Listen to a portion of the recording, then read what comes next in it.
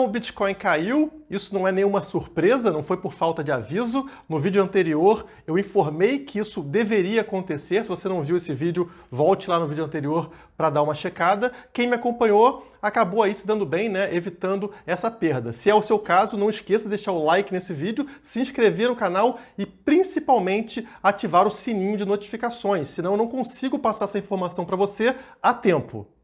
E se você não consegue acompanhar os vídeos aqui na hora que eles saem, você pode assinar o nosso serviço da Criptomaníacos para receber esse tipo de informação bem antes, inclusive, do horário que sai o vídeo, lá no nosso Telegram, né, no nosso grupo VIP no Telegram e também no nosso site para assinantes. O link está aqui na descrição. Bom, conforme previsto no vídeo anterior, a falha em romper a resistência dos 11 mil dólares, que é essa linha azul, faria o Bitcoin repetir o padrão de buscar o fundo do triângulo. Vejam que foi exatamente o que aconteceu. Chegando no fundo, ele teria duas opções: quicar e voltar a subir, como ocorreu em todas as vezes anteriores, ou romper o fundo e despencar até o EMA 21 no gráfico semanal, que está posicionado ali em torno dos 9 mil dólares. Até o momento desse vídeo, o fundo do triângulo segurou o preço não conseguiu furar o fundo do triângulo. E como de costume, tudo acaba convergindo para as mesmas faixas de resistência e suporte. Notem que a média móvel dos últimos 100 dias, essa linha roxa no gráfico, está posicionada exatamente sobre o fundo do triângulo e vai agindo como um forte suporte para o preço do Bitcoin. É possível que, assim como nos casos anteriores, essa quicada do preço lá no fundo do triângulo leve o preço novamente a testar a resistência dos 11 mil dólares, mas dessa vez isso me parece menos provável. Notem que estamos formando topos cada vez mais baixos no gráfico diário. Cada dia está fechando abaixo do topo do dia anterior. Enquanto esse padrão se mantiver, a chance de rompimento do triângulo permanece viva e se mantém como minha aposta para os próximos dias. De forma geral, você pode se manter atento a somente dois pontos: o fundo do triângulo, que hoje está em torno de 9.900 dólares e que, se rompido, deve jogar os preços lá para baixo, e a resistência dos 11 mil dólares, aquela linha azul, que, se for superada, deve gerar um aumento de preço no curto prazo. O segundo assunto desse vídeo é uma análise sobre os impactos da reforma tributária do governo Bolsonaro para as criptomoedas. Nesse caso específico, quando eu falo governo Bolsonaro, eu estou me referindo mais ao Paulo Guedes, que é o meu mafioso preferido, o meu parasita de estimação. Entre todos os parasitas que a gente tem aí, o Paulo Guedes é o melhorzinho deles. Para iniciar essa análise, vamos olhar para o título da matéria da Infomoney, que questiona: por que a reforma tributária pode impulsionar as criptomoedas no Brasil? Essa é uma pergunta realmente interessante e que você deveria estar buscando respostas. Antes de tudo, vamos analisar qual o objetivo da reforma tributária. Ela se baseia em 3 pilares. O primeiro é a simplificação dos impostos. Ao invés da gente ter aquela sopa de letrinhas, a IPI, ICMS, ISS, PIS/COFINS, tudo isso, eles tentariam simplificar para um número menor de impostos, preferencialmente um único imposto federal, né? O IVA, se eu não me engano. O segundo objetivo seria a migração de impostos indiretos para o imposto de renda, ou seja, reduz a carga tributária sobre serviços e produtos que vocês encontram por aí e colocam uma taxa maior, né, um imposto maior sobre a renda de cada um. E o terceiro objetivo seria a volta da CPMF ou algum imposto similar, ou seja, um imposto sobre toda a transação financeira que é feita. Você transfere dinheiro para alguém e você paga imposto nessa transferência. Vejam que o Paulo Guedes, como um bom liberal, quer um Estado eficiente, um Estado que funcione adequadamente e que tenha maior transparência. Então, a princípio, você olha isso e fala: pô, que coisa excelente, né? Vai ser muito mais fácil para as pessoas e para as empresas entenderem o funcionamento dos tributos no Brasil para conseguirem fazer o pagamento dos tributos e também terão menos custo com contadores, menos custos com toda essa burocracia estatal que a gente tem hoje, e o Estado também vai ter um menor custo para fiscalizar a cobrança dos impostos. Além disso, na hora que você tira impostos de produtos e serviços e passa para dentro do imposto de renda das pessoas, você tira um peso dos impostos das costas dos mais pobres, que consomem produtos e serviços, e passa para as costas dos mais ricos, né? Porque vai ter uma renda maior, vai receber uma carga maior de impostos. Muita gente também vai achar isso muito interessante e muito legal. Vamos começar de trás para frente. Qual seria o impacto da criação de uma nova CPMF? Isso significa que cada vez que você fizer uma transferência bancária, uma transferência financeira, além daquela taxa que você paga de DOC ou de TED, ou às vezes não paga nada se for do mesmo banco, você vai pagar um percentual de imposto para o Estado. Segundo Paulo Guedes, se essa cobrança for pequenininha, ela não machuca. Será mesmo? Isso me faz lembrar aquela antiga promessa da adolescência de colocar só a cabecinha. Seja naquilo ou nos impostos, depois que entra, não tem mais freio. E tem mais uma coisa, será que se ao invés do bandido levar a sua carteira, ele abrir a sua carteira e pegar somente R$10, deixa de machucar? Deixa de ser errado? Óbvio que não. Agora reflitam comigo, na década de 90, quando a CPMF foi criada originalmente, não existia outra forma segura de fazer uma transação financeira que não incluísse um banco. Portanto, pagar a CPMF era algo inevitável. Mas e hoje em dia? Será que o cenário é o mesmo? Óbvio que não. A gente teve aí a criação da internet, né, o desenvolvimento da internet e depois o desenvolvimento da blockchain, das criptomoedas como a gente tem hoje. Você não gasta absolutamente nada para fazer uma transferência de uma pessoa para outra. Você não paga impostos, não paga taxas absurdas. Você paga no máximo a taxa dos mineradores, que é algo muito, muito, muito pequeno, praticamente irrisório. Sendo assim, na hora que o Estado cria um imposto sobre qualquer transação bancária, ele está criando um incentivo para maior uso desse sistema bancário ou um incentivo para as pessoas migrarem para dentro das criptomoedas onde elas não pagam nada? Se coloque por um segundo no lugar de uma pessoa pobre que passa por necessidades financeiras e que precisa realizar uma transação financeira. Você optaria por um sistema que te cobra a cada transação em cima do montante que você está enviando, ou você utilizaria um sistema onde não existe qualquer cobrança? É por esse motivo que a preocupação do economista-chefe do Itaú é real e me faz sorrir de orelha a orelha. Se ele está preocupado que uma nova CPMF estimula o uso de criptomoedas, todos nós aqui deveríamos defender a criação dessa desgraça com unhas e dentes. Vou abrir aspas para o que ele afirmou na matéria. O imposto sobre transações financeiras tem muitos problemas. Do jeito que ele foi formulado, pode trazer um incentivo grande para a desbancarização. Pode trazer o maior uso de criptomoedas ou qualquer outra coisa que saia do sistema financeiro que possa ser monitorado pelas autoridades fiscais.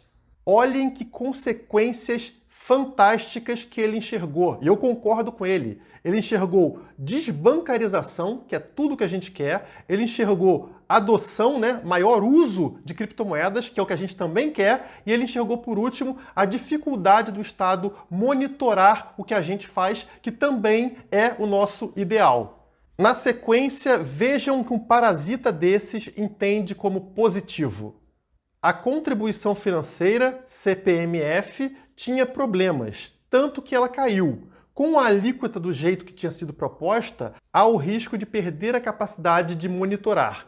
Um dos poucos aspectos positivos da antiga CPMF é que com uma alíquota pequena, as pessoas não fugiam. E aí você usava aquela trilha para monitorar fluxos e facilitava a arrecadação de outros impostos. Vocês entenderam realmente o que esse cara falou? Vocês viram a perversidade de um sujeito como esse? Ele diz que a única vantagem da CPMF é que, como ela era pequena, o gado não percebia que estava rolando um roubo, aceitava pagar a CPMF e o governo usava a trilha financeira que ficava, né, devido a esses pagamentos CPMF, para monitorar os fluxos de pagamento de cada indivíduo e assim conseguir cobrar mais e mais impostos. É ou não é uma organização criminosa, uma máfia? Dessa forma, a criação de uma nova CPMF gera dois incentivos para que as pessoas migrem para as criptomoedas. O primeiro incentivo é o não pagamento da CPMF. A pessoa não vai ter esse custo. E o segundo incentivo é que o fluxo financeiro de cada indivíduo deixa de ser rastreado, monitorado pelo Estado para a cobrança de novos impostos, como o Parasita bem falou. Então, sim, eu sou totalmente favorável à criação de uma nova CPMF, por mais absurdo que isso pareça. Mais imposto? Sim, porque é esse imposto, essa desgraça sobre cada transação no sistema tradicional que incentiva as pessoas a migrarem para um outro sistema, um sistema mais moderno chamado criptomoedas. Vamos passar agora para o segundo objetivo da reforma tributária, que seria a migração dos impostos indiretos, daqueles vários impostos sobre produtos e serviços, para um imposto maior sobre a renda, ou seja, o imposto de renda vai aumentar de alíquota. Em teoria, isso faria com que os pobres pagassem menos imposto, já que eles consomem bastante de produtos e serviços, mas possuem uma renda baixa. E, por contrapartida, faria os ricos pagarem mais, já que eles continuariam consumindo os produtos e serviços, mas o imposto estaria na renda deles, que é uma renda mais alta. Mas eu pergunto para vocês, honestamente, vocês acham que o rico que pagava, vamos dizer, 100 mil reais em imposto de renda, vai começar agora a pagar 200, 300 mil reais sem nada fazer? Ele vai aceitar muito bem isso. Ah, não, estou pagando, beleza, não vou tentar arrumar uma forma de burlar esse sistema. Óbvio que não. Ele vai buscar alternativas para conseguir fugir desse roubo estatal. E qual vai ser a alternativa mais fácil? Na minha opinião, novamente, criptomoedas. E eu vou explicar isso me colocando como exemplo. Vamos supor que eu tivesse parte da minha renda em criptomoedas. Então, eu recebo patrocínio ou recebo pagamento pela Criptomaníacos.io, a nossa plataforma em criptomoedas, e essa parte é invisível ao Estado, ou seja, o Estado não sabe que eu estou recebendo criptomoedas, ele não tem como saber essa informação. Então, essa é uma renda que está oculta. Mas na hora que eu vou comprar um produto ou um serviço, infelizmente, eu acabo pagando esses impostos indiretos, porque eles estão embutidos dentro de produtos e serviços. E aí, a proposta da reforma tributária é retirar ou reduzir muito esses impostos sobre esses produtos e serviços. Então agora, eu tenho a minha renda em criptomoedas e eu não pago impostos na hora de comprar produtos e serviços. Melhorou ou piorou para mim? Notem que eu já não pago imposto de renda sobre a renda que eu recebo em criptomoedas. E agora eu também não pago imposto sobre produtos e serviços. Praticamente um ancapistão, um mundo sem Estado, porque eu não estou pagando imposto nem pela renda, nem por produtos e serviços, é o mundo ideal. Vocês acham que eu seria o único a me beneficiar com isso, ou todos os outros ricos teriam um incentivo para migrar também para criptomoedas, começando a aceitar pagamentos em criptomoedas? Sim, é disso que eu estou falando, adoção, mais um incentivo estatal para a adoção de criptomoedas. Por fim, vamos falar do primeiro objetivo da reforma tributária que eu citei para vocês lá atrás, que era a simplificação dos impostos. Então você tem IPI, PIS, COFINS, tantos outros impostos, aquela sopa de letrinhas, e você transformaria tudo isso num único imposto, facilitando a vida de todos. Pois bem, como funcionam as empresas no Brasil? Eu já fui empresário, já tive sorveteria, hoje eu sou empresário com a Criptomaníacos, eu conheço vários outros empresários e provavelmente você aí também ou é empresário ou conhece pessoas que têm lojas, que têm empresas e que convivem diariamente com os problemas tributários no Brasil. E como todos os empresários atuam no Brasil? Eles têm que dar um jeitinho. Não é possível sobreviver no mercado se você pagar 100% dos impostos, se você fizer exatamente tudo o que está escrito no papel, do guardanapo sujo do Estado. Nada do que eu estou falando aqui é surpresa para ninguém. Todo mundo sabe que quase todas as empresas brasileiras precisam sonegar alguma parte para conseguir sobreviver.